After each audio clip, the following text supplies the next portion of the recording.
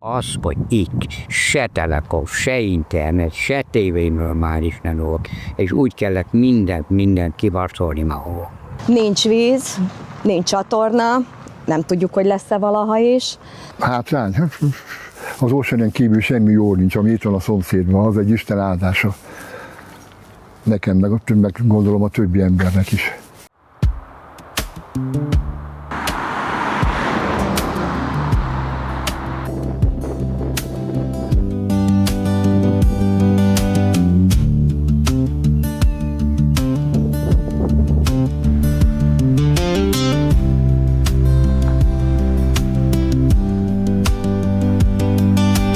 Sokféle arcát ismerjük a folyamatosan terjeszkedő Budapestnek, de legkevésbé talán azokat a peremvidékeit, ahol számtalan ember él a hiányos infrastruktúra ellenére az egyszerre épülő és pusztuló környezetben.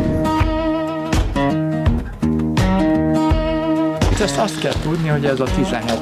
kerület, a Rákoshegy. Erdélyi vagyok, kolozsvári vagyok, de én még 89, amikor volt a forradalom, mi akkor átjöttünk. Én a 18 kerületbe költöztem el, 94-ben megszületett a lányom, 37 év után elváltunk, itt maradtam egyedül.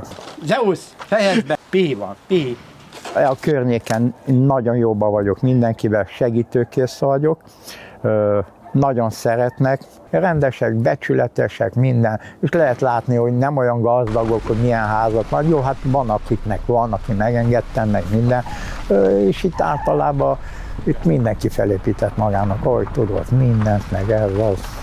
És ez mindent, én a házat ától zéig felépítem, alaptól oda, víz, gáz, fűtés. Én ebből éltem, ebből tudtam megöregedni, nyugdíjam nincs egy forinton sem, mert hát mindig feketén dolgoztam, hogy legyen a családnak valami. De az utcában egészen pont eddig a házig, ide be van vezetve a gáz is, csatornázás nincsen.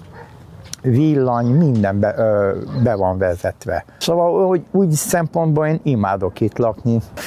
Oda jön a sütő, ide jön egy biliárdasztal, ide jön egy ülőgarnitúra, és vannak barátaim is jönnek, és nyáron sütünk, borgácsozunk, biliárdozunk, dárcozunk. Így kell élni, na, ha meddig még lehet.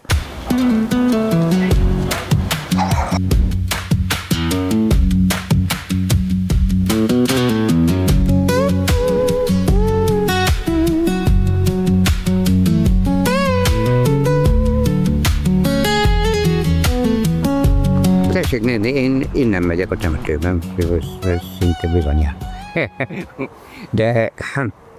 De szóval ennyire rossz körülmények között tojjára, kacsereg. Nyíregyházáról köszönöm el azért, mert a fiam egyetemista lett, és akartam rajta segíteni, és így tud ki. Megtetti, így kellett. A nyíregyházi lakásomért, ami egy jó, komfortfokozatú lakás volt, ezt tudtam megvenni. Jelenleg is dolgozom, 75 éves is, és a nyugdíj mellett meg tudok élni, viszont ez nekem azért kellett ez a környék, mert itt még lehet önelváltást.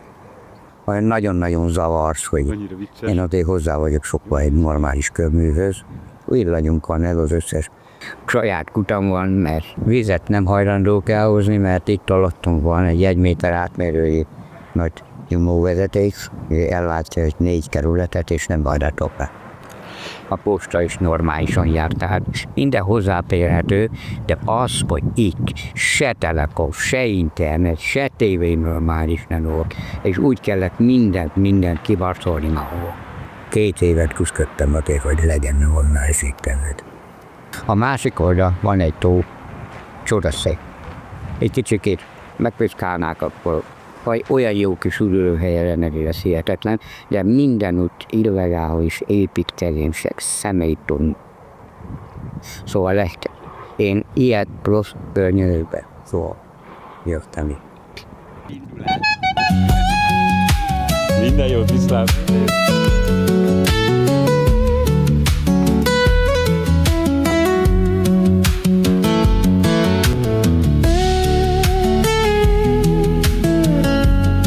Ez egy olyan, mint hogyha egy ilyen, mondhatnám úgy is, hogy egy másik kolónia, nem tudom, hogy jól fejezem ki magam, de ez egy másik világ. Csepel-Sziget-Szent Miklós határa, ez a Kavicsostó.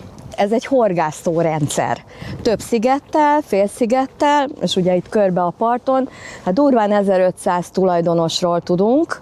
Ugye Sziget-Szent Miklós külterületébe tartozunk, de hát egy köpésre vagyunk Csepelre. Tehát mi inkább Csepelre járunk, nekünk az sokkal közelebb van, és minden közel van ilyen értelemben. De hát itt, aki itt van, az már itt ragad. És igen, legtöbben akkor ragadtak itt kint, mikor volt a Covid, és volt, aki ugye otthonról egyszerű volt itt lennie, így ragadtam én kint. Legtöbben van, hogy március-áprilistól októberig itt vannak kint, minden hétvégén. Valaki innen jár dolgozni, valaki csak hétvégén jön. Igazából mi 83 óta járunk ide, mert a szomszédomnak itt volt polgártelke, és utána mellette lévő pár telekkel odébe meg tudtuk venni a szomszédságba egy telket, és így kerültünk mi ide, tehát mi is meg 90-es évek eleje óta itt vagyunk. Hogy villany van, de ugye sokan vagyunk rá, és ergo elég sokszor van áramszünet, nincs víz, általában furtkúttal, tehát árammal furtkúttal lehet megoldani, illetve hát vesszük a palackos vizet. Nincs csatorna, nem tudjuk, hogy lesz-e valaha is.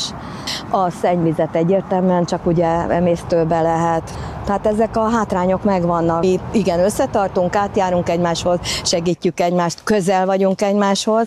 Tehát itt azért alapvető az, hogy jó szomszédság megmaradjon.